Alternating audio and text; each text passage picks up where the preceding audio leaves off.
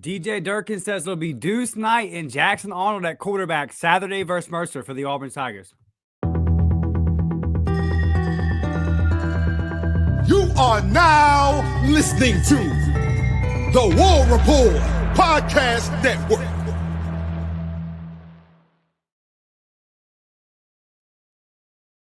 Yes, sir. What's up to the Auburn family, man? Hope everybody's had a good Monday afternoon. Welcome on into the Uptempo podcast. We don't normally do Monday afternoon live shows, but we weren't able to do our live show yesterday, so I wanted to get in today and make it happen. Wanted to wait this afternoon for everybody to get an opportunity to get home from work, let DJ Durkin do his weekly press conference and see what comes out of it.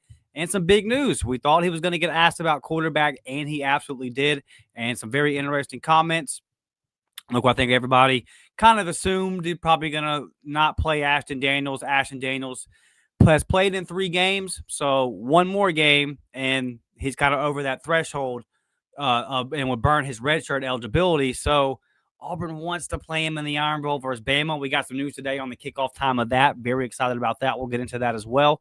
So a lot to talk about, man. As you guys file in here, smash that thumbs up button. If you are new, it's your first time here at the Uptempo podcast, go ahead, do us a favor, man. Sub to the channel. If you're listening over there on Spotify, Apple, wherever you get your audio, turn on those automatic downloads, leave a 5-star review, follow us over there as well, and share this out on social media. You can tag me. It's right there on the screen at DMcShot28. Tag the War Report Podcast Network, or just find the link of what I just posted and just retweet that. That'll help the show out a ton. Get a whole lot of eyeballs on it. Let us know where you're watching from tonight. Let me know where you're watching from, and let's get this thing started, man. So DJ Durkin asked very, very quickly, very first question, and he said, I knew this was going to be the first question. He said he had a bet with somebody. Whoever bet him that it wasn't going to be was dumb. But he says it's going to be Jackson Arnold and Deuce Knight versus Mercer. They have made the decision they will not play Ashton Daniels. And he had made mention of they had talked to Ashton Daniels' family. They're on board with it. Ashton's on board with it. He did say if we told Ashton that he had to play versus Mercer, he said, I think Ashton would have been fine with it. You know, I think the big thing here is they probably met with Ashton and talked to his parents and said, do you want to play? Like, do you want to be done? Because if you think about it, initially, the plan was for Ashton Daniels to come to Auburn. He just wanted to kind of be in the SEC. He wanted to be on the SEC team and help contribute however he could, but he didn't anticipate playing. So if he didn't anticipate playing, then I guess maybe he was going to redshirt and then go somewhere else next year. But why would you come to Auburn and do that under, like, initially, right? Like, I think that Ashton Daniels came to Auburn with full intention of this being his last year playing football.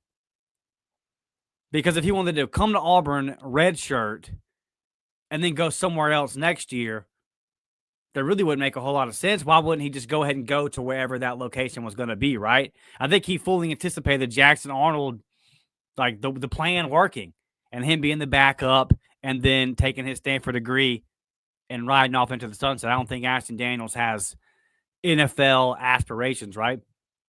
But performs really well. And 2 of his 3 opportunities. I mean, performed well in the second half versus Arkansas. He performed well in the game versus Vanderbilt. Not so good versus Kentucky, but you know, we kind of feel like now that's probably a Hugh Freeze thing and less of an Ashton Daniels thing. But I think that it changed. Obviously, things didn't go according to plan. So then, you know, we talk about this all the time. As new data becomes available to you, you have to reevaluate. And Ashton and DJ and his family, they all sit down and say, listen, if you don't play versus Mercer, we can still play you in the Iron Bowl, and you still will have another year of eligibility. Do you want to continue to play football? Do you want to come back to Auburn? Is that, if that's a possibility? And, you know, so obviously looks like they thought that was a good idea. So I think it was just a big thing of what he wanted to do. If Ashton said, listen, I'm not going to the NFL, I just want to play this year out and begin, you know, my life after football, then they would have said, cool, we'll play you. So all in all, I think it's a good thing for Ashton. I think that it's a great thing that they let Ashton make the decision. And then the fact that they're not forcing it and saying, no, buddy, we got to keep you in here versus Mercer, and we're trying to get some continuity on the offense and all that kind of stuff that they could have said, you know. So good on them for making the right decision. And I think what DJ said was important too. He said this is the right decision for Ashton Daniels, but it's also the right decision for Auburn. It's the right decision for Ashton Daniels because if he wants to play football next year, you're giving him that opportunity. And it's the right decision for Auburn because if you want Ashton Daniels to be on your roster next year, this is the way you have to do it. So it helps out all parties involved in terms of that. So now let's look forward to what we could see Saturday versus Mercer. He said we'll see Jackson and Deuce Knight. You know, he wasn't very clear. Mike G kind of tried to follow up on him, like, am I assuming that Deuce should be starting? And DJ quickly said, no, I didn't say that. What I'm saying is you'll see both of them, and I'll have a plan later in the week. So I don't know if his plan, he wasn't very clear on it, you know, a little coach speaky. And I don't think that they have to necessarily trick Mercer. But look, Mercer is like one of the best teams in FCS. So you don't necessarily like want to give them anything. So I don't really have any problem with that. How will they let it play out through the week? Do they let them go back and forth in practice and whoever plays better is going to start? I would assume if that's the case, like Jackson will probably look better. We've never heard that Jackson was a bad practice player, right?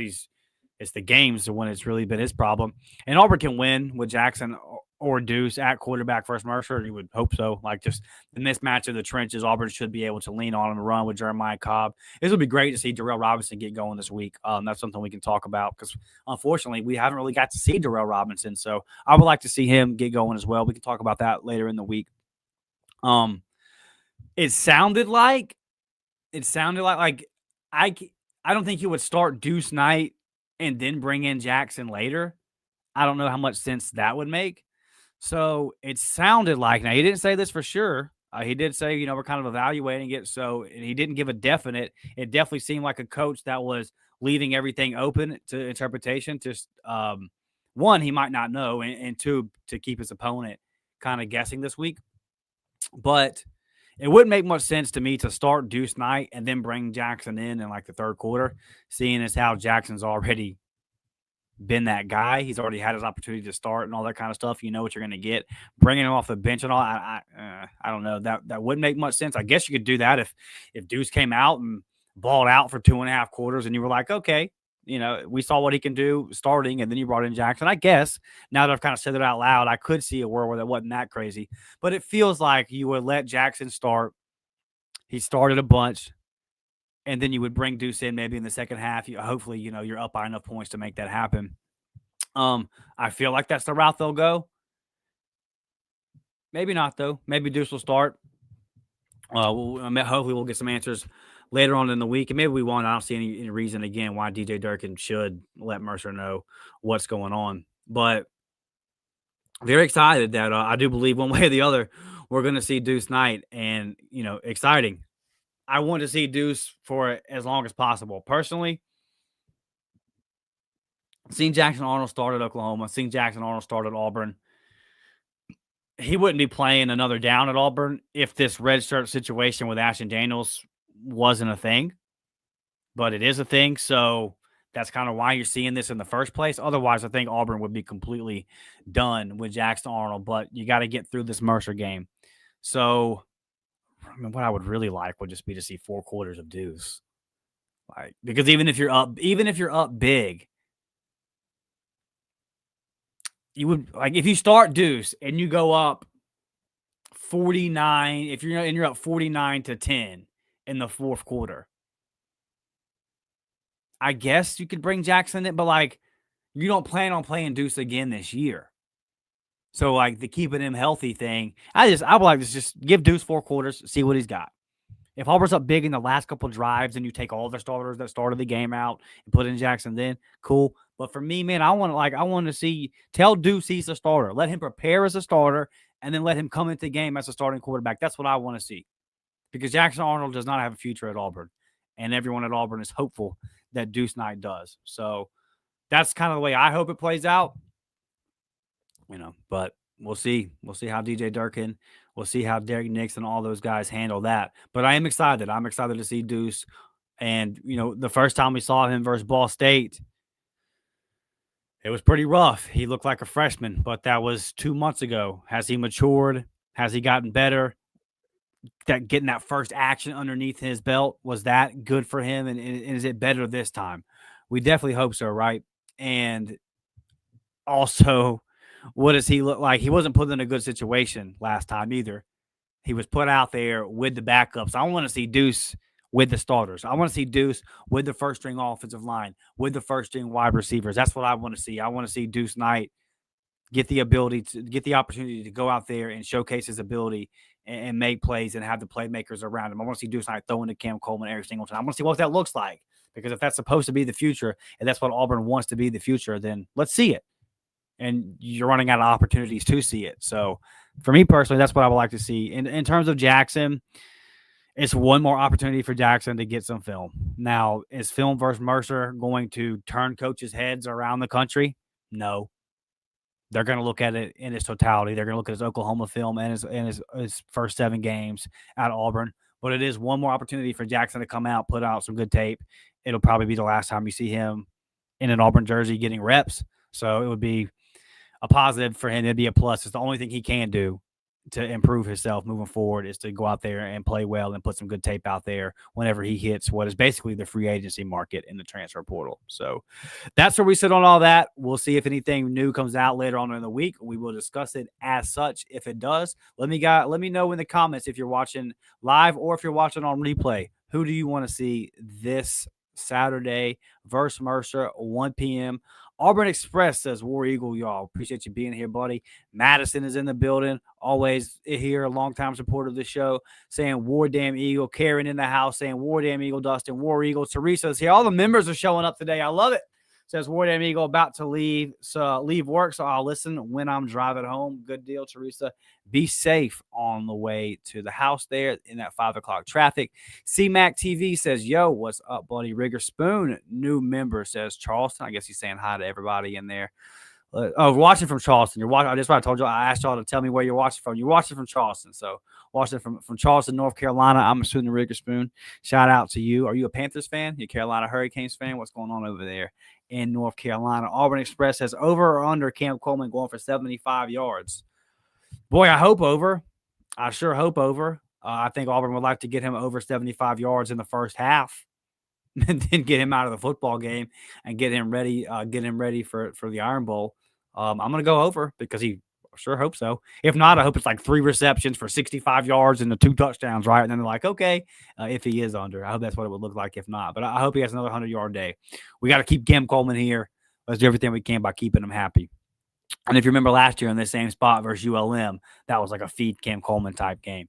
Teresa says she's driving back to Katy, Texas. She is driving back from Houston. Yeah, that's probably heavy traffic coming back from H-Town. So be safe there, Teresa. A lot of people watching from Texas today.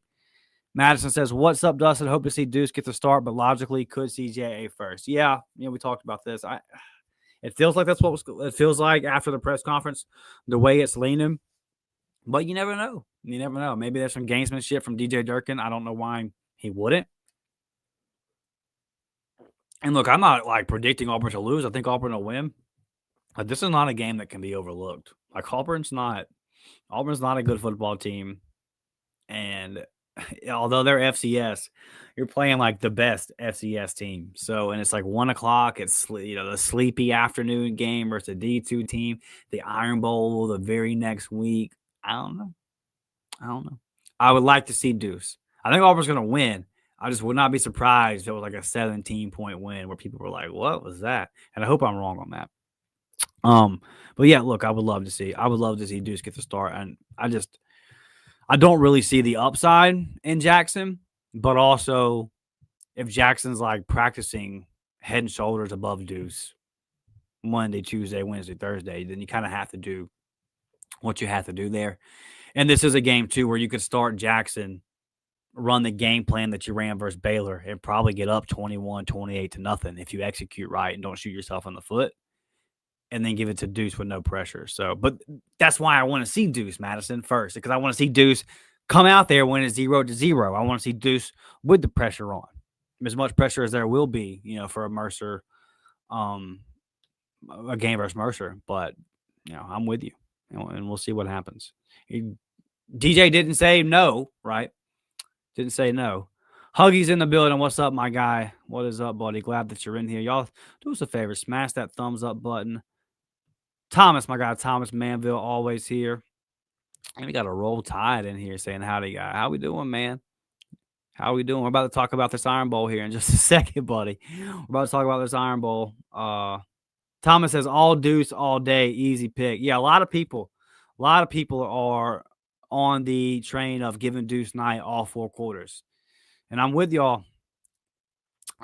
Teresa says, reps in the new system calls, well, he might not be an amazing quarterback. I think he is not in a good situation that showed his best self. I think you're talking about Jackson there. Let's see. Messmaker, 4 quarters of Deuce. Yes, that is a popular sentiment in the chat. Everyone says, give us Deuce. Give us Deuce. Yeah, James Franklin getting hired by Virginia Tech. Those reports coming out today. So we will have that coaching hot board 3.0 for the members on Wednesday. We've been dropping that every Wednesday, so sign up for those memberships if you're interested in that. On last week's, we talked about James Franklin. We talked about James Franklin being a real candidate for the Auburn job. I think the initial talks between James Franklin and Auburn went well, but we never said that he was the leader because he never was. And it definitely felt like we saw the report come out over the weekend where Virginia Tech was kind of turning up the heat a little bit on James Franklin and telling James, buddy, we need you to make a decision here. I feel like that was pretty good evidence that James Franklin was holding out for some other jobs. I can't confirm this, but when I read that, I was like, feels like he's waiting for an answer from Auburn. And again, this is not a report. This is pure speculation, but maybe he did, maybe he did get that answer. Maybe he made some calls and said, hey, what's the chances of me actually getting this job? Because if not, I got to take this VT job. I got to know something. And he might have got an answer back that led to that decision. So it definitely felt like Franklin was holding out to see if some of these other jobs were going to hire him. And but look, good hire. If this is all finalized, and from what I read, it was about to be good hire for Virginia Tech for sure. I think Virginia Tech was in a really sketchy spot with all these big jobs open. Virginia Tech's got a good reputation, but that's all because of Frank Beamer. That's because of one coach. They haven't had a whole lot of success outside of Beamer ball. And so they were in a very precarious situation here where they could really have slipped into irrelevancy. I don't think James Franklin's going to win a national title at Virginia Tech, but he will have them competitive in the ACC. I believe he will have them relevant. He will have them winning between 7 to 9 games every single year. And I think that's very, very solid for Virginia Tech to just keep their name in the conversation, because college football is fun when teams like Virginia Tech are fun. And I think that James Franklin can get them to back to where they belong and be in a competitive, respectable program. So good hire for Virginia Tech when they needed to make a good hire. Rigger Spoon confirms he is in Charleston, South Carolina. Why did I say North Carolina? I think I was thinking of Charlotte. I'm silly. Auburn Express says Prattville, watching from Prattville, Alabama. Big city, baby. Over or under Deuce throwing for 200 if he starts? This is a great question. Over or under Deuce throwing for 200 if he starts? Let us know in the chat, man. What do you think about Auburn Express's question? If you're watching on replay, let me know in the comments, because this is a great one. If Deuce starts,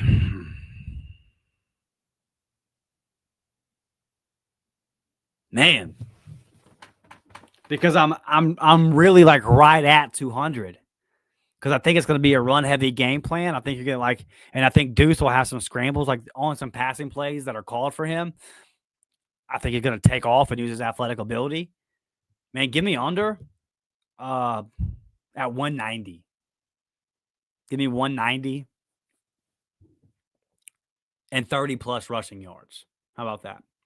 If Deuce starts, give me under, but give me over 175, and then give me plus 30 yards rushing. I think what I would want to see from Deuce is not necessarily about numbers. I think what I would want to see from Deuce would be about efficiency. I would want to see an efficient Deuce Knight. I would want to see him look crisp, look clean, look like he has look better than what we saw versus Ball State, right?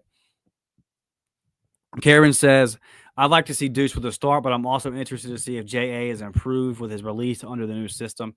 This is what's unfortunate about this, Karen, is that let's say that Jackson does come out there and look better. How can we judge it versus Mercer, you know? Now, yeah, I mean, like as far as to your point, maybe release, maybe if the timing is quicker, but then I would still have questions of is that only happening because the speed of Mercer's defense is not. Because I believe that Jackson Arnold is the kind of guy that if he was at Troy or Coastal Carolina, or maybe even somewhere like TCU or I mean not TCU, but ECU or Tulane. Like I think if he's at one of those schools, I think Jackson Arnold's putting up numbers. I just think that the safeties and then in some of the pre-snap stuff is just, and then some of the post-snap actually reading the safeties and all that kind of. I just think some of that stuff is a little bit too much for him. I think it just moves a little bit too quick for him. So I'm not sure if he looked quick in those decision-making in those decision-making processes versus Mercer. I'm not sure if that would tell me a whole lot, as to where last week, like you learned a lot going up against a great defense in Vanderbilt, and it looked completely different than it looked the week before. Mercer's just not the kind of opponent where I think you learn a whole lot for Jackson Arnold's sake, because we know he can ball out versus those kind of teams.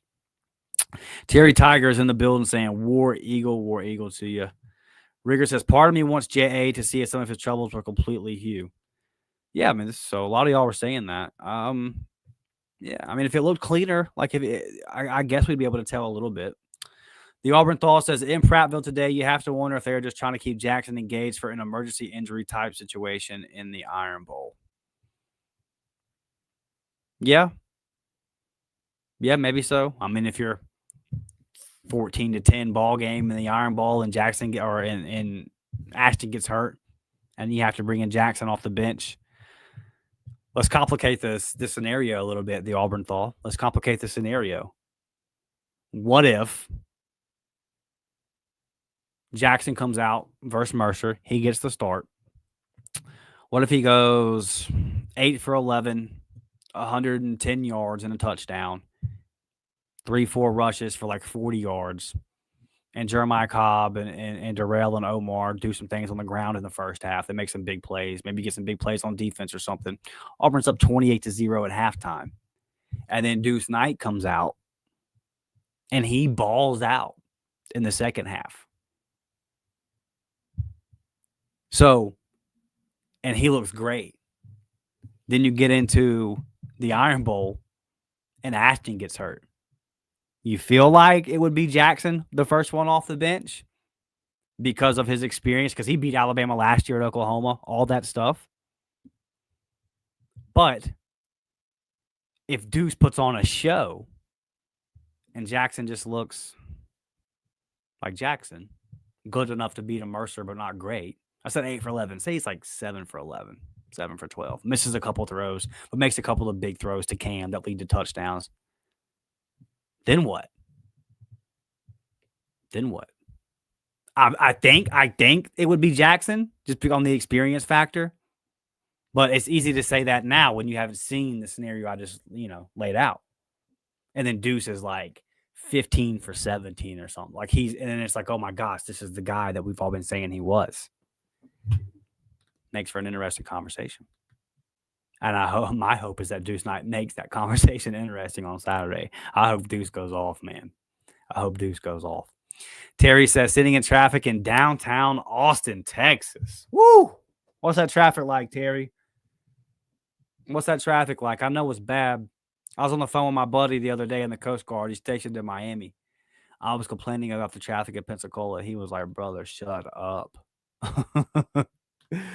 He was in that Miami traffic. Teresa says, same. I think Jackson deserves a chance. Yeah. We'll see. If he balls out.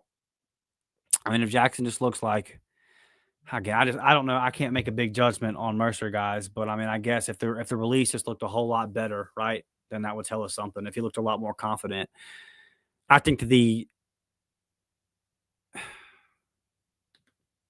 gonna be honest with y'all. I mean, I've said this a million times. I think it's both. Because Hugh Freeze wasn't at Oklahoma last year and Jackson got benched. And Derek Nix, whenever Hugh Freeze was removed, Derek Nix made the decision to go with Ashton Daniels. So that tells you what he thought. Because Ashton had just struggled the Kentucky game under Hugh Freeze. And Jackson had struggled under Hugh too. So you had two quarterbacks who had struggled under Hugh. Derek Nix decided to go with Ashton Daniels. And we talk about this now, but it's public knowledge now. Hugh Freeze was heavy on the Jackson Arnold train. There were other guys on that offensive staff that were not. And they feel like their concerns that they had voiced to Hugh about bringing Jackson in, they now feel like those concerns were validated. If it was up to certain coaches, and those coaches are now, those are the ones that are still at Auburn. If it was up to those guys, Jackson Arnold would have never been at Auburn. And I don't think, I actually know that if this redshirt situation with Ashton Daniels was not a thing, you would not see Jackson Arnold play another down for Auburn. It's solely because of the redshirt situation being this weird thing where we can kind of save another year of eligibility for Ashton Daniels. So, was Hugh Freeze great? Nope. Did Hugh Freeze hold Jackson Arnold back? Sure did. He held back every player that ever played in his offense. If you played in Hugh Freeze's offense, you were held back by his incompetency at some point. But it's not like Jackson Arnold is this great quarterback that's going to go light it up because he's now out of the Hugh Freeze system. That's one of those two things are both true at the same time kind of thing. Jackson Arnold's not an SEC quarterback, and Hugh Freeze was an SEC head coach. And unfortunately, Auburn rolled into the season with that combination. And that's why I wasn't high on the team before the year. It took a lot of flack from the fan base for my 7-5 prediction and voting us 11th at SEC Media Days. And it never was a good combination. Roll Tide says, see you guys in 2 weeks. Yeah, brother. So let's talk about this real quick, and then we'll get to some more of these comments. Iron Bowl kickoff time set for 6:30 in Jordan-Hare Stadium. The first night Iron Bowl at Auburn since 2007. That's crazy. Coming up on 20 years almost without having a night Iron Bowl at Auburn. Now, I've always thought it was dope, the 2:30 kickoff, the time of the year to where in the fourth quarter it gets dark. Like, that's led to some pretty cool moments. It's also led to some heartbreaking moments the last couple of times, Gravedigger and the 3 overtime situation with Harsin and all that stuff. But I know a lot of Alabama fans are nervous about this game. And I get it because their last 2 trips to Jordan-Hare, they've had to just completely pull victory from the jaws of defeat. But listen, Auburn, this is a big opportunity. We know what it's going to be in there. As long as Auburn handles their business versus Mercer, this will be Auburn's Super Bowl. To all the Bama fans that troll online, you know, that old troll, this is your Super Bowl every time somebody beats them. Yes, this is Auburn's Super Bowl. Yes, it is. Sure, if Auburn beats Mercer, they'll be playing for bowl eligibility. That's cool. That's an added bonus. With Alabama's loss to Oklahoma, Alabama's going to come into Auburn with their playoff hopes on the line. Every Auburn fan in that building is going to lose their voice by the end of the first quarter because they would love nothing more to ruin Alabama's hopes and dreams. That's all. Look, Auburn, if you're an Alabama fan watching this and you're like, that's pitiful. It is pitiful. Auburn's been pitiful for 5 years. We're not here to dispute that. But it's all we got at this point. And if I was Alabama, I would want no part of this. No part of this at all. You got a team that's going to play their ass off for DJ Durkin. You got a team that had high aspirations this season and fell short. The only thing they can salvage is ruining Alabama's playoff chances and then also ending a very long losing streak to your arch rival. And for seniors, it'll be their last home game. What a way to end it. So every Auburn fan The reaction is we're super excited. We're going to get this thing at home at night for the first time since 2007. This should be a blast. It feels like Bama's walking into a nightmare. I'm not predicting Auburn to win. As we sit here today, I'm actually going to predict Alabama to win a close game.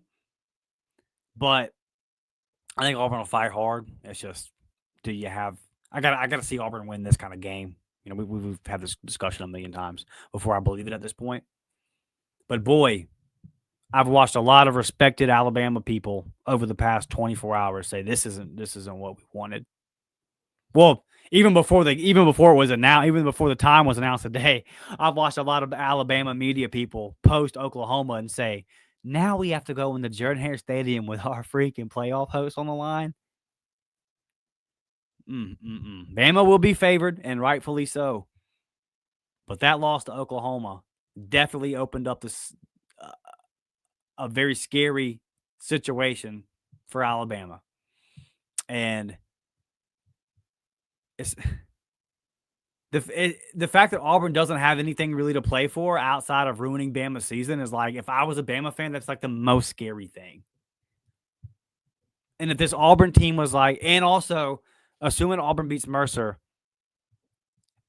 and I hate saying this, but like you guys that listen to the show all the time know that we don't do the whole like moral victory thing here. So, but Auburn beats Mercer and they get to 5-6.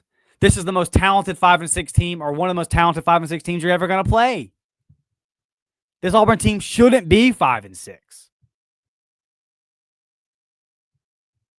They're not a 5-6. It's not a 5-6 roster. Hugh Freeze did a 5-6 coaching job, but it's not 5-6 talent. And if that Auburn offense is anything like what it was at Vanderbilt, like anything like that, and if the defense can get back to anything like they were before Vanderbilt, I don't know, man. If I was Alabama, I'd want no part in it. I really wouldn't. Now, that place is going to be up for grabs. Auburn's going to be fight, tooth and nail for everything they can. Bama Nation says Auburn ain't been relevant since Cam Newton. Yeah. And you know what's like? I don't disagree with this. This is not an Auburn propaganda show. We don't come on here and say things that aren't factually true. Auburn's lost 4 games every single year, at least, since losing to Florida State in the national championship, and that was 2013. And then since 2020, Auburn hasn't even had a winning season. So this is well known. What's weird to me, Bama Nation, is that Bama is relevant. Bama's in the playoffs every year, and we're fighting for it, right? Last year was the first year, didn't make it, and still 9-4, or one of the only years that Bama didn't make it, still finished 9-4.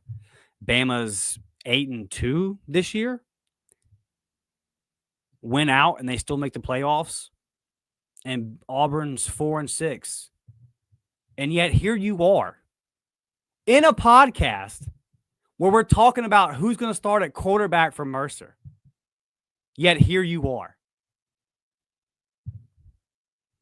Like, I don't know what to say, dude. It's kind of funny. Because you're not wrong in what you're saying. We always keep it objective on my show. We want Auburn to get back to relevancy. But what's hilarious about it is that you're right, and yet you're still here. You're spending your free time to watch a podcast about a team that's not yours, that's not relevant. It's hilarious, bro. Y'all are like, you're just wild people. I wish I had that free time. I wish I had the time that you have to troll a team that's irrelevant. It's really funny. But thank you for tuning in. Appreciate the view. The Auburn Thaw says, I still feel like Jackson is first off the bench against Bama because do you want to risk Deuce's confidence? Yeah, probably right. And again, Jackson has experience in his back pocket. He can draw one. And if it went to that scenario, Auburn would probably try to go ball control, Baylor game plan, run heavy, that kind of stuff. So, yeah, I agree with you. But, again, this would be, what if Jackson's mediocre versus Mercer and then Deuce balls out versus Mercer? I just wonder if that makes that conversation different. Sturgill Simpson says, howdy from Foley. Devin says, we only scored a field goal in the second half. Devin is a longtime supporter of the Up-Tempo podcast. Devin, what's up to you? What game is that we're talking about exactly there, Devin? I guess that'll be South Alabama. I believe that's South Alabama, right, where we only got the field goal in the second half. The holes in the offense definitely started to show from there. Susan says, War Damn Eagle. Appreciate you being here, Susan, longtime supporter of the show. Thomas Manville says, I think Arnold or Deuce in the Iron Bowl makes me nervous either way. Yeah. Yeah, for sure, buddy. Be a nerve-wracking situation. Messmaker says, we will be relevant if Bama misses the playoffs. No, not necessarily, buddy. If Auburn beats Bama and makes Bama misses the playoffs, then that makes Auburn 6-6. That's not relevant. That's not the standard for Auburn. Now, hopefully the next coach can come in and do something about that. I hate Bama as much as the next person. What I'm not going to come on here and do is pretend like what's going on at Auburn is acceptable right now, just in the name of trolling Alabama. Tiger Boy says the most realistic thing that would be is Jackson Arnold start versus Mercer to get the score up and then put Deuce in the second half. Yeah, I think that's, if we had to put money on how it's going to go, that's probably how I would bet on it. Zach says, sup, Dustin, how we doing? Interesting QB situation. Should only be Deuce, in my opinion. What's up, Zach? Appreciate you joining the show, man. Tuning in on a Monday evening. Love the support. And I agree with you. If it was up to me, I've seen enough Jackson Arnold.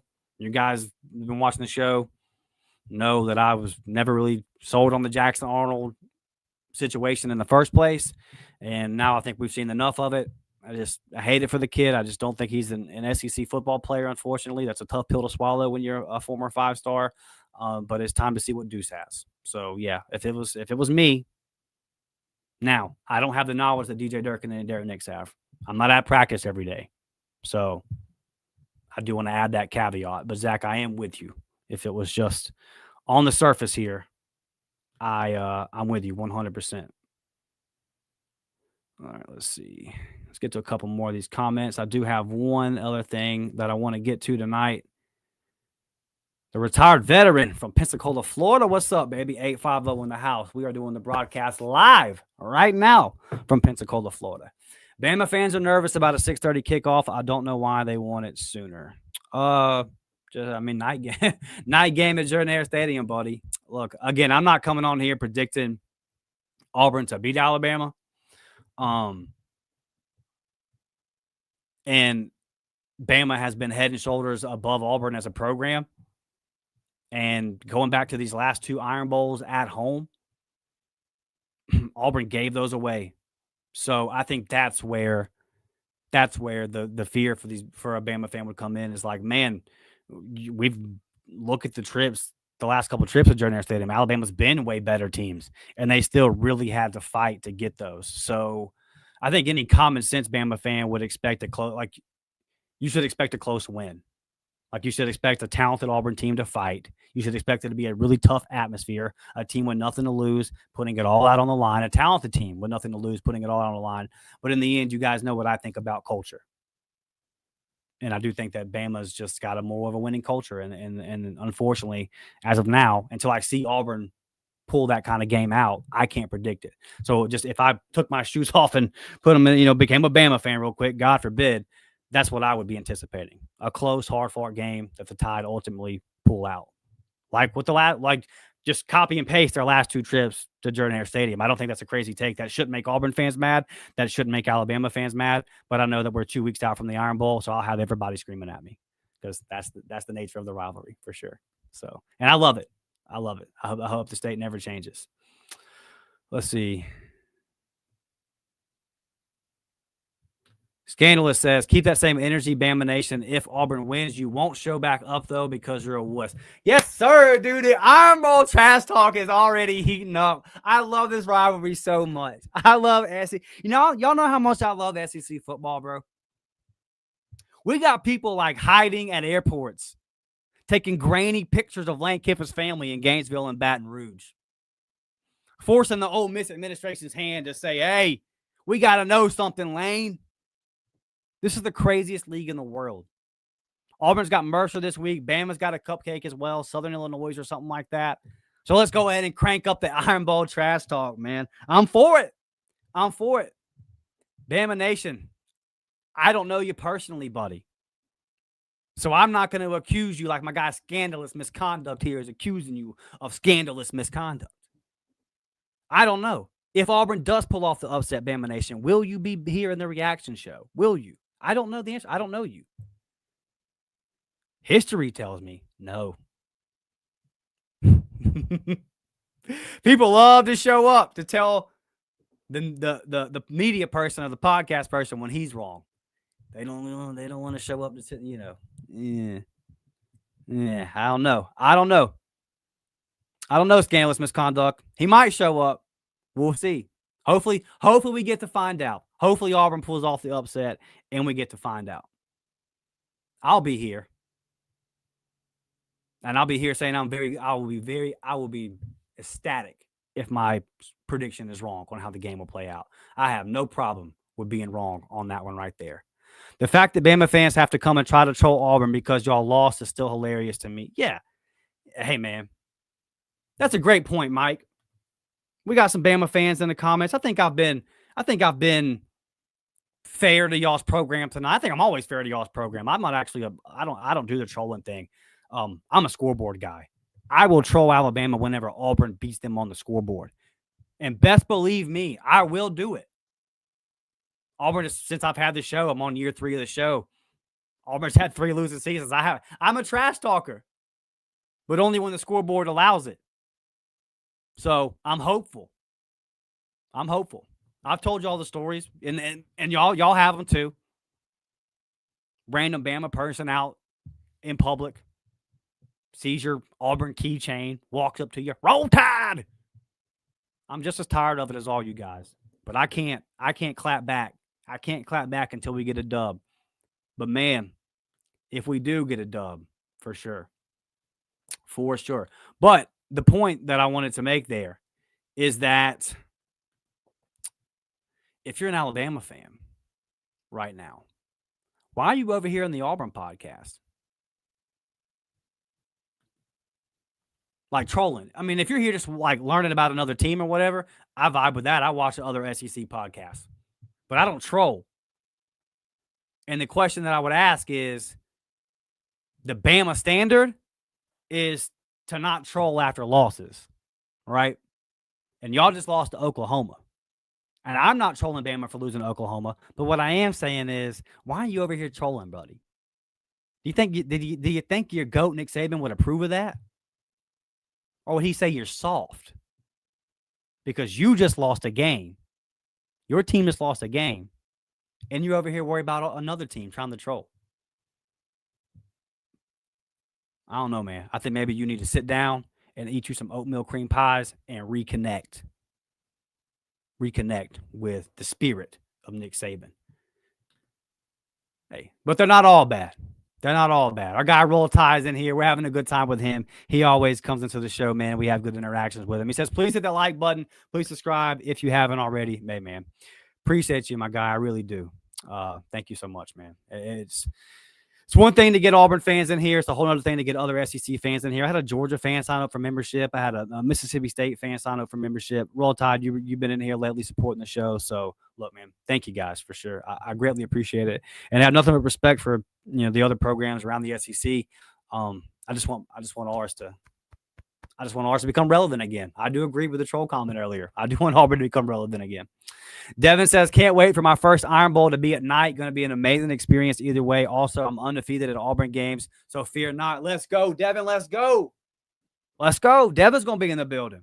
Devin's undefeated. Okay. Okay, Devin. Hey.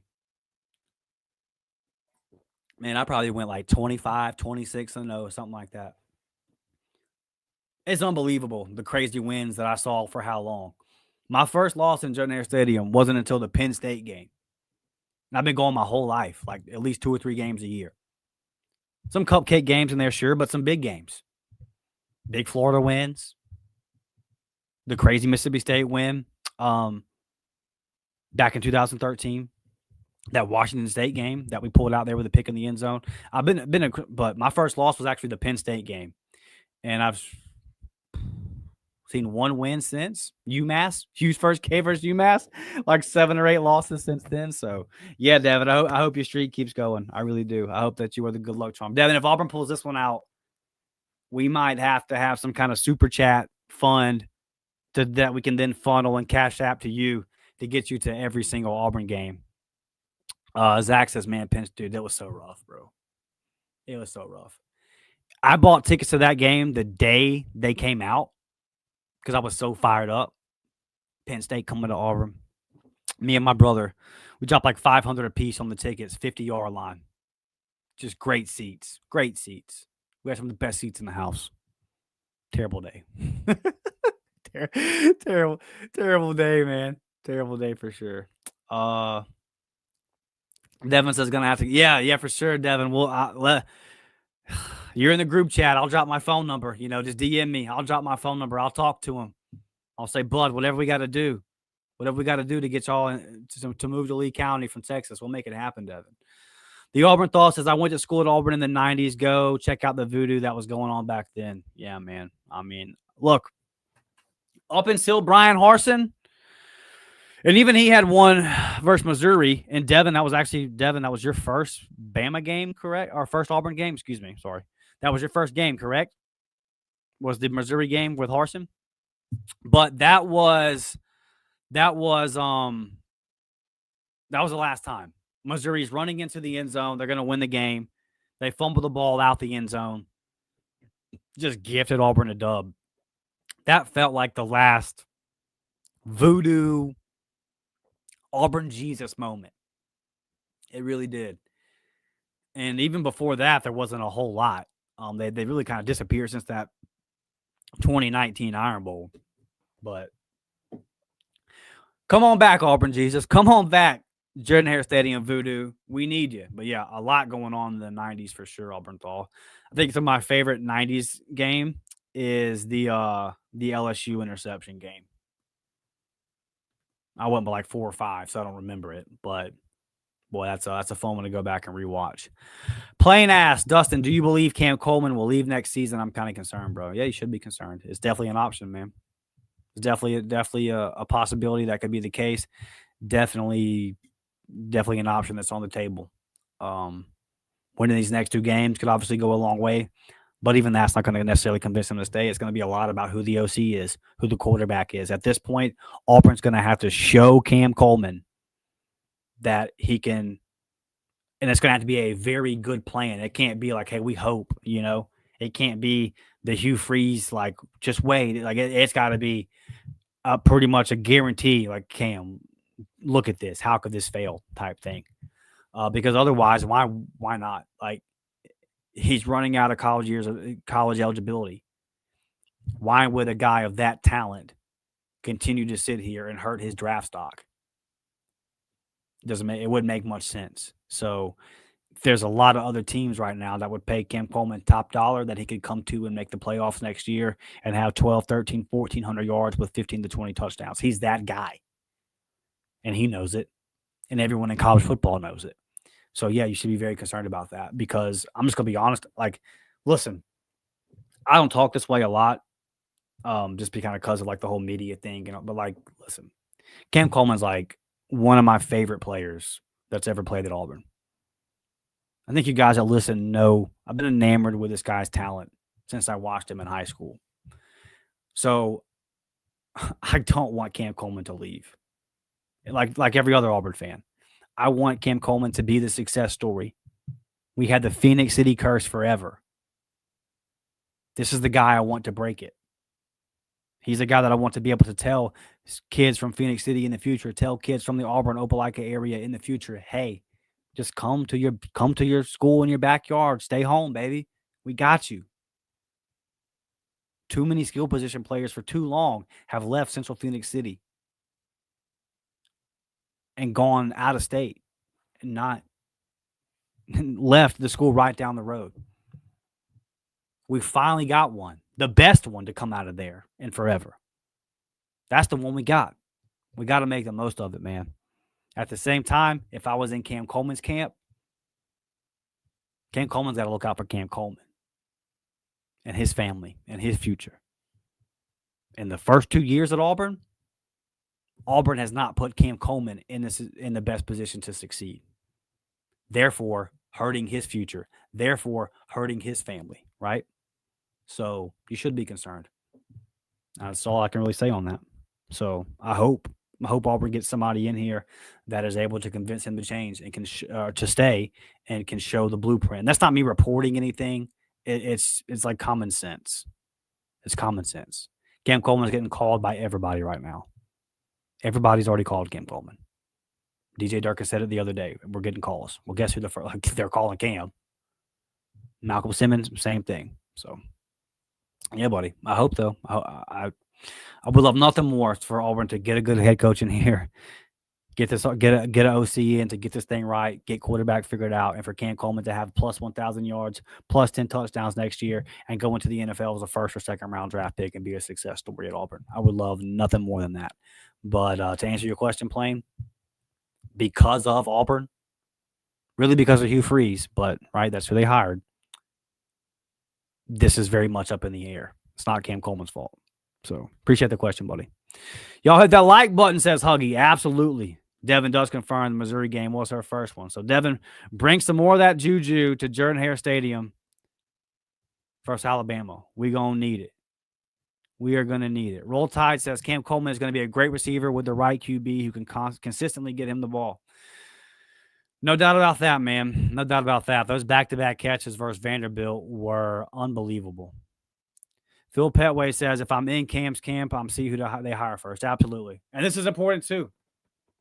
From all accounts, from everything that I've heard, Cam Coleman loves Auburn. I can't speak for him, right? But from everything I've heard, Cam Coleman loves Auburn. He loves being at Auburn. He loves being close to home. His parents love the fact that he's close to home. He loves Auburn.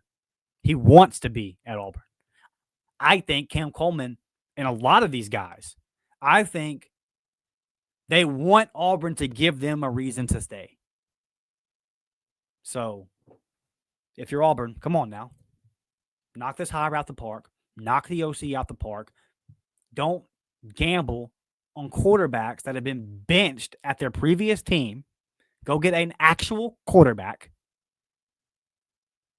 Not one that I can look at on tape and say, that's not going to work. Go get one. Go get a real freaking SEC level quarterback. Go get a real SEC level OC. And if it's Derek Nix, cool. We got 2 weeks to figure that out. I'm not saying it is. I'm not saying it isn't. But I'm with you, Phil. And I think they will. I think Cam Coleman wants to stay at Auburn. But you got to give him a reason to. Yo, Malcolm says, War Damn Eagle. Yo, Malcolm is in here supporting the show a lot. Appreciate you, big dog. Thomas says, my biggest question outside of head coach is how fast can we get rid of Thornton?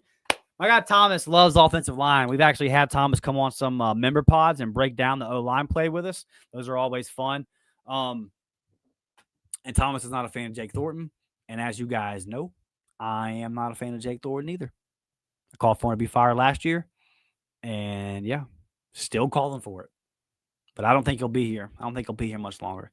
Alex says, what's the latest on the head coaching search? This is a great question. I know it's a question that everybody wants to know. We're going to do an episode on that later on in the week. Alex, you have the thing. Yeah, you're a member. You're a green name. You're a member. So I will have the coaching hot board up for you guys. Not a whole lot has changed. Some stuff, some names are kind of falling off, but the main names at the top. So secret, John Summerall. I think Jake Crane just put out a tweet Sunday saying that Summerall's still the leader in the clubhouse, according to the sources he's spoken from. I haven't spoke to anybody in a couple of days since the end of last week on the situation, but I haven't heard any kind of change. So I still think John Summerall's a leader. I think DJ Durkin is still very much in the mix. So for our members, we will definitely have that coaching hot board up for you guys. I'm going to speak with some people here this afternoon and speak to some people tomorrow and just kind of get re-caught up on where we're sitting on all that. And we'll definitely have the coaching hot board 3.0 for our members up Wednesday. And then just for the public, even if you're not a member, we will have an update on the coaching search later on in the week as well. But if you are interested in getting that exclusive content that I just mentioned, go ahead, man, sign up for the memberships. Get over there. $3.99 a month will get you in that JV squad. $5.99 a month will get you to that varsity squad. Actually going to have a varsity squad podcast drop this week, an update on recruiting. There are some things happening in the recruiting trail, and I got some info that I need to share with you guys. So stay on the lookout for that if you are in varsity squad. JV squad, y'all know the deal. We got those exclusive pods dropping for you guys. Also, we dropped 2 last week. Meant to get to 3. Wasn't able to get around to it. Just had some things. Look, my bathroom floor kind of like halfway caved in on me last week, right underneath the tub. So had to fix that up. Didn't get any pods out for a couple of days. So apologize for that. But still got 2 exclusive member pods up for you guys last week anyway. And we'll do, you know what I'm thinking about doing? I'm thinking about doing a member watch for the basketball game. We got the basketball game coming up later this week. I'm thinking about doing a members-only watch party for that. So, matter of fact, I'm going to do it. As long as there's no technical issues, we're going to do that. So, we'll have the coaching hot board drop for you guys. We'll have the live show for you guys. And then we'll have the recruiting stuff for the varsity people as well. So, members, stay on the lookout for that. Also, get over to the Warport Gaming channel, man. Sign up today. Go ahead and sub over there, dropping tons of exclusive content. Right now, mainly just playing EA College Football 26. Got an Auburn Dynasty going. Got a Road to Glory going as a QB over at ECU. I'm currently 11-0 on the Dynasty, and I got to play the Alabama Crimson Tide. So that'll be the next episode over there. So go over to the Warport Gaming channel. Check that out. I'm doing okay as Auburn's head coach. I run the football. If only it was as easy as it is to pick up the sticks, man. Let's see. The Auburn Thaw says, don't want drink either, though I have heard Summerall might keep DJ if he is the guy, and DJ is reeling. Yeah, this has been, and we discussed this, as I'm sure you know, buddy, we discussed this on the member pod last week, the Coach and Hot War, that this was kind of the development that was coming out, that DJ would be willing to stay around possibly. So just kind of waiting to see how all that lands. Zach says, been hearing a bit of drink smoke. Not sure how serious it is. There's smoke there. I'm pretty confident in saying that there's been just both parties have talked. I don't feel any comfortable saying anything more than that because I don't know. But I definitely possibility for sure. Auburn Dad says, War Damn Eagle Dusty. Auburn Thaw did not want James Franklin. He is glad that he is off the board. Yeah, I just think that I think Franklin's initial interview went well with Auburn, and I don't think that should surprise you. I mean, he's a guy that's going to interview well. So, Robert says, "Damn, I don't get why he won't start Deuce. Jackson already gone from roster." Yeah, and look, maybe it's coach speak, guys. I mean, what is DJ Durkin like? What does he have to lose? Right? So it might just be coach speak. He might just be saying this. He might have every intention of starting Deuce Knight. And then it also might be one of them things, man, of throwing Jackson a bone, giving him one more opportunity to get some good tape out there. I wouldn't do that. I'm not saying that is the case, but there may be something to that. And also,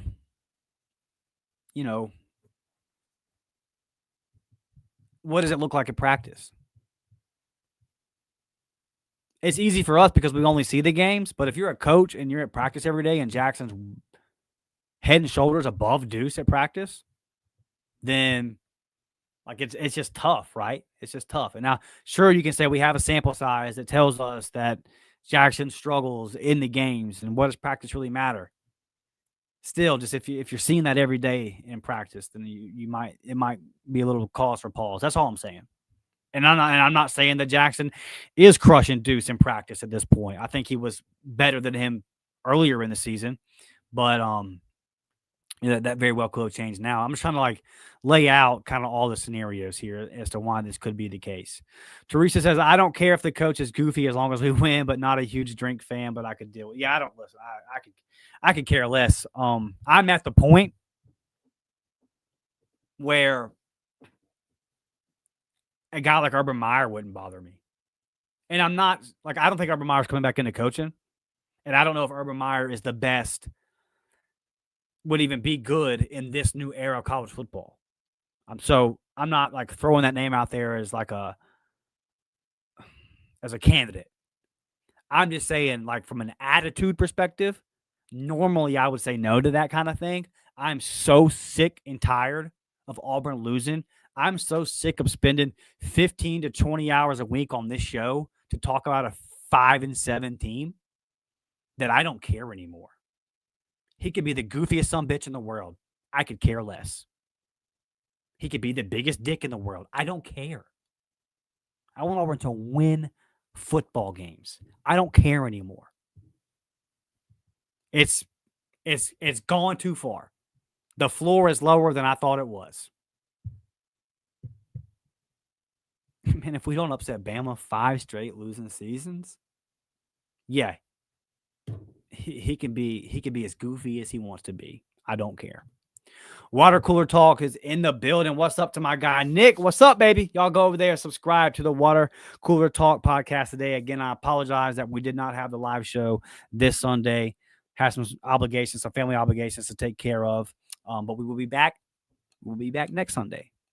We will be back this coming Sunday, 9 a.m. Central Time, me and my guy, Nick. So go there, Water Cooler Talk. Subscribe to the day. The Auburn Thaw says Drink doesn't win big games. He hasn't won a lot at Missouri. He wins the games that he's supposed to win. He hasn't won the toss-up so far. So I think what he's done at Missouri is impressive for sure. So, but yeah, he's still there's no home runs, man. There's no home runs. I do not envy John Cohen at all. Auburn Dad says, may we get Louisville's coach? He's decent. I don't see any coaches on the board who can recruit. These guys can recruit, buddy. They can recruit. And we've talked about this too, Auburn Dad. You don't need a head coach that can crush recruiting anymore. He's got to be good. He's got to be good. He's definitely got to be a guy that when players meet with him, they want to play for him. He's got to be a guy that when the parents meet him, they want to send their son to go play for him. But Will Redmond and Kenyatta Watson and on to victory, they play a massive part. A massive part. So the recruiting angle from the head coach is not as necessary as it's been in the last 40 years of college football or whatever. It's fundamentally changing right underneath our feet. And it is pretty wild. A lot of y'all in the chat saying, hey, get over there and smash that like. So, yeah, if you haven't, go ahead and hit that like button. If you haven't, go ahead and subscribe. One thing that I do want to touch on before we get out of here, Tommy Tuberville and Jason Campbell, former Auburn head football coach and former Auburn quarterback, named to the Alabama Sports Hall of Fame, man.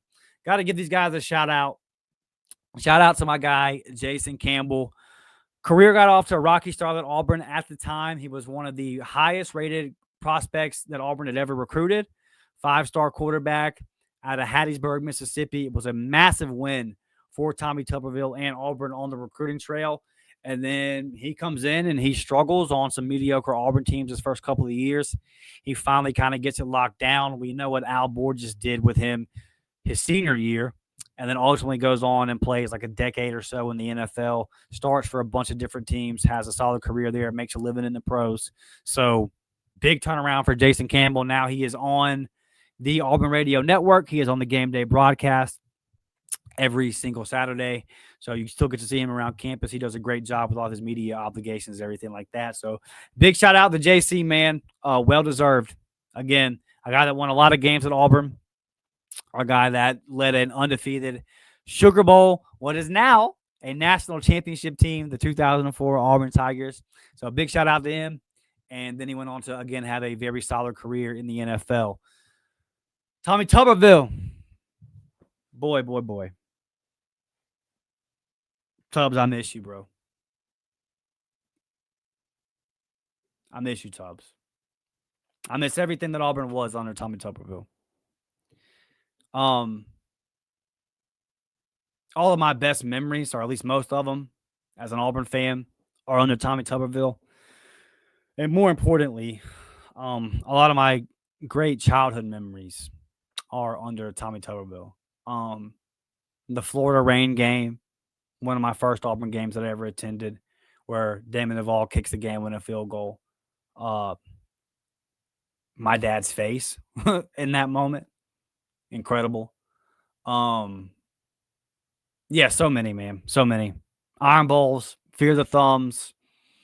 That 2004 season. I think like second or third grade is when I really kind of started to get into football and understand it, you know. It was always been a big part of my life. I mean, I came home from the hospital as a baby in an Auburn onesie. all my baby pictures. My dad's in like a Bo Jackson jersey. I'm in like little Auburn stuff. So I was always in it. But when you're a kid, man, Power Rangers, trains, wrestling, all that kind of stuff. I remember when I found out that wrestling was fake. And I asked my dad, I said, well, because Roy Jones is from Pensacola, my hometown, and he was boxing at the time, winning world championships and everything. I said, well, Dad, is the boxing real? He said, yeah, the boxing's real. I said, what about the football? He said, the football's real. Okay, cool. So I put away the Sting and the Hulk Hogan toys, and we picked up the football, man, and never looked back. And really, Tuberville kind of took Auburn, and just, man, consistency. There's some years there that go overlooked. There was the season where Auburn loses to South Florida, takes a ton of heat for losing to a new program in South Florida, loses to a bad Mississippi State program. A lot of controversy. Cody Burns, Brandon Cox, who should be the quarterback. Auburn goes on the road. All that turmoil goes on the road. Ends up playing Brandon Cox. And a freshman, Wesley Byram, beats the number 1 defending national champions led by Heisman Trophy winner Tim Tebow at quarterback. Like, there's an 11-2 season there with a Cotton Bowl win over Nebraska. A lot of great wins and tough losses versus LSU. Boy, did him and Les Miles have some battles. All those early Tiger Bowls where it felt like whoever was winning the Auburn LSU game was going to win the SEC West. And so, and that's really where, SEC West was renowned as the toughest division in college football. The SEC, the toughest conference in college football. And Tommy Tuberville kept Auburn competitive. Tommy Tuberville kept Auburn afloat in that time. So I know I kind of went off. I kind of went off on a little rant there, but a little reminiscent session. But I just love Tubbs so much, man. And as far as the political stuff goes, you guys know I could care less because I just don't pay attention. And so I'm not saying that you're wrong that if you do, props to you. I don't have the mental capacity and energy to get into politics. It just would drain me. I would get exhausted. I have to focus on silly stuff like sports, and then like serious stuff that I need to focus on is like my family and my relationship with God and everything. I can't get into the political stuff. So that part, to me personally, I just ignore it. It doesn't matter to me one way or the other. But keeping it with the football, this is my guy. This is the football coach of the Auburn fans of my generation. This is our guy. And looking forward and tying it into Auburn's current situation, when I think of what Auburn could be and what Auburn should be, I look at the Tommy Tuberville era. It's not going to be great every year, man. You might have some 8-4s, some 9-4s. But even in those 8-4, 9-4s, wasn't there always a couple big wins? Like you beat a rival or two, and you beat a team you shouldn't have beat. There was always a big win. 6 in a row versus Bama, man. Like, now that currently in the current state is not necessarily realistic. But that, Mike Shula, that was fun. And so our Bama fans that are in the chat, like, whew, miss those days. But listen, man, these are two guys that definitely deserve their nomination for the Hall of Fame. They definitely deserve their recognition. Two legends in the sports scene in the state of Alabama, man. So props to these guys. Man, just a lot of fun growing up as an Auburn fan, watching both of them do their thing. So very proud that they got recognized. Let's get in here before we get out of here. Zach says, never forget Tebow was 0-2 versus Auburn. This is an undeniable fact. Came to Jordan Air Stadium, took a L. Auburn went down there, handed that man an L. Tim Tebow beat a lot of teams. He beat a lot of teams in the SEC. He never beat the Auburn Tigers. So, yeah, you're right, Zach. Man, two electric games. Thomas was at the South Florida game. That's so rough, brother. That's so rough. I remember where I was. For sure. I was at a buddy's house in Pace, Florida. And I caught a lot of flack that day because they were all Florida and Florida State fans. And yeah, I got to hear about how Auburn was losing to teams in the state of Florida that they had no business losing to. And then in a couple of weeks, we turned around and beat Florida. Crazy. AU, the Sleeping Giant, says, I think Auburn fans put Freeze and Arnold in the same boat. Arnold doesn't deserve booing. I hope it doesn't happen if they start him. I agree with this. Don't boo Jackson Arnold if he starts. For sure. Little self-awareness of the situation. Again, if you didn't have this going on with Ashton Daniels, then Jackson Arnold wouldn't be starting. I'll be very disappointed if Auburn fans boo Jackson Arnold. Auburn's played football a long time. I always compliment Auburn fans on one, like they just behave better than a lot of SEC fan bases do, but also like any traditional SEC fan base, Auburn, Florida, LSU, Ole Miss, been going on, Georgia. They're not dumb. They have knowledge of football. So I would hope that our fans don't be dumb here and have enough knowledge to understand this is a very unique situation and why Jackson is even going to play in this game and not boo him, because I'm with you 100%. He does not deserve that. And he doesn't deserve to be lumped into the same boat with Hugh Freeze. I think they are both not good. But yeah, he does. They do deserve to be separate. Your frustrations with Hugh Freeze can be separate from your opinions of Jackson Arnold. So I do agree with you there. The Auburn Thaw says, just remember, Urban Meyer has 0 wins. Yeah, I mean, like, one of the best coaches of our generation. But he struggled. He struggled versus Tommy T. What if Jackson played like Ashton did against Vandy if he wasn't running, if Hugh Freeze wasn't running the off? Unfortunately, Reeves, it would be versus Mercer. And I have no doubt that Jackson Arnold can play well versus Mercer. Now, I have no doubt that he played well versus Baylor. My question about Jackson is, can he play? Is his decision making quick enough at the SEC level? Can he read defenses and dissect defenses and make the proper reads in the nanoseconds that it requires to play quarterback at the SEC? I think there's enough film out on his college career to say no. So, and unfortunately, a win over Mercer and a good performance over Mercer was not going to tell you a whole lot when it comes to that. But if Jackson does play, then obviously I hope he balls out. And that's all he can do in terms of his future is just, let's say that he balls out and plays really well versus Mercer. That's what I would say if I was Jackson. Whenever, because he's not coming back to Auburn. So, and I view the portal, especially in his current situation, like free agency. So when he hits free agency this offseason, what I would say if I was Jackson was, if he balls versus Mercer, I would then use that and push the narrative of, well, I know it's only Mercer, but look how I played when Hugh was out of the way. And I would say, look how Ashton played versus Vandy, and then look how I played versus Mercer. Hugh was our problem. Now, how much are the opposing teams going to sell that? Or how much are they going to buy that? Excuse me. Probably not. They're probably going to fall back on all the other years of tape. But that's the best that he can do in his situation, and I'm pulling for that. Emmitt Smith never beat Auburn either. Pensacola legend, Emmitt Smith. Yes, sir. Never beat Auburn. Almost came to Auburn. And I actually graduated from the same high school as Emmitt Smith. So, as you know, retired veteran from Pensacola, Escambia High School here in Pensacola, Emmitt Smith Field. So, yeah, man. But he did. He never, Auburn's had some classic games versus the Florida Gators. Florida comes to Auburn next year, and that's super exciting. Who will Auburn's head coach be? Who will Florida's head coach be? Will it be Lane Kiffin? Will Lane Kiffin still continue to troll Auburn now that Hugh Freeze isn't there? I don't know. It'll be fun, though. It'll be fun, and I'm excited that we've got LSU and Florida coming to Jordan Hare next year, because old heads know these are two teams that need to be playing. Auburn played Missouri this year, A&M this year, Oklahoma this year, and didn't play Florida, LSU, Ole Miss, or Mississippi State, or Tennessee. Brother, Auburn's an SEC team. We're not a Big 12 team. We don't want to play Oklahoma. We don't want to play Missouri. Now, their fans are probably going to watch this and go, well, of course, we beat you. Kentucky beat Auburn. Auburn's got one SEC win versus the worst team in the league, and that was a grind.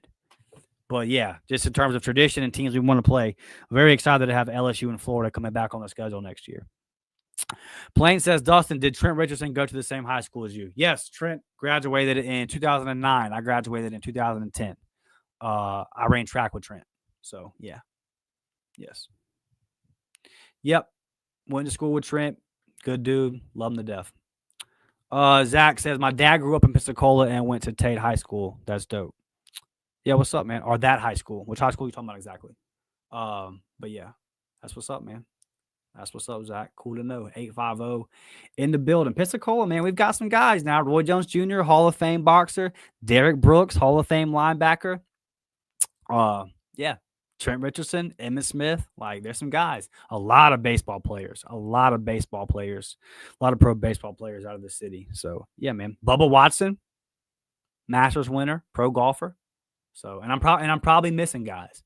I'm probably missing some guys. There's the big WWE guy. I'm not a wrestling guy at all, but there's the WWE guy. So, yeah, for a small city, man, we put them out. And Auburn fans, listen. Hey, Auburn fans, Chris Rembert, right? Chris Rembert. Yes, sir. Yes, sir. Catholic High School, Pensacola, Florida.